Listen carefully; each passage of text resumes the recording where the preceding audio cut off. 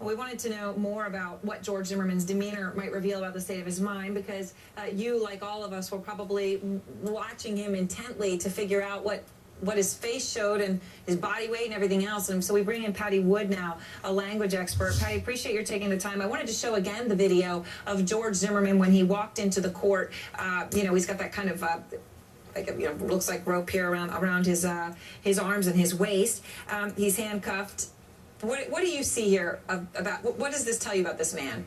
Well, I think it's important to realize that under stress, our arms want to come up to fight or defend. So when you restrain arms with handcuffs, it makes you feel more vulnerable. So it brings up anger and fear more strongly. So when we're seeing some of the posture, that sort of imperious posture with his chin jutted forward, which to me shows anger, there is something underneath that also causes that. All right, after he apologized to the Martin family, and we had just played that for our viewers a couple of moments ago, the prosecutor then interrogated him. I wanted to play a little bit of that because I know there's something in there that you heard or saw that you wanted to talk about. So here it is. After you committed this crime and you spoke to the police, did you ever make that statement to the police, sir? That you were sorry for what you've done or they're lost? No, sir. You never stated that, did you? I don't remember what I said. I believe I did say that. You told that to the police? In one of the statements, I said that I felt sorry for the family. You did? Yes, sir. So that would be recorded because all those conversations were recorded, right? Yes, sir. Okay.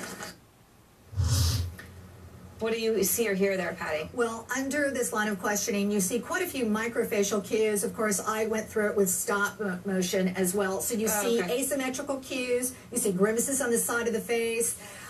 You definitely see a lot of glaring, the eyes coming down in focus towards the prosecutor as well. So though he seems on the surface very pulled together and restrained, underneath there was a lot of anger responses to that prosecution's line of questioning.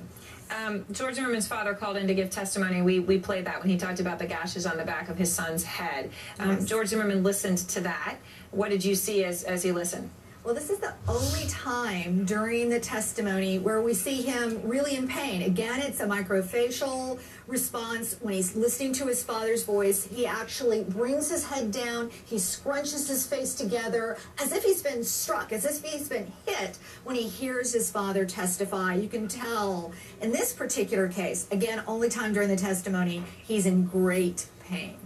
And I was going to say, because that's sort of what, I mean, a layperson, me, sees in this sort of pain and sadness. You know, a lot of times you watch, remember looking at the Casey Anthony, you know, just a lack of response. These faces of people who are in court where there's absolutely no reaction at all. You see a human being here. Yes, in this case, yes. And no, under stress, the first response to stress is actually freezing in place. Like we call it deer in the headlights for a reason. We freeze to know what to do next. All right. Well, thank you very much, Patti. Appreciate your time. Pleasure. Well, George Zimmerman, as we said, got the money for bail, so it was $150,000, which means he had to come up with 15, and apparently he has.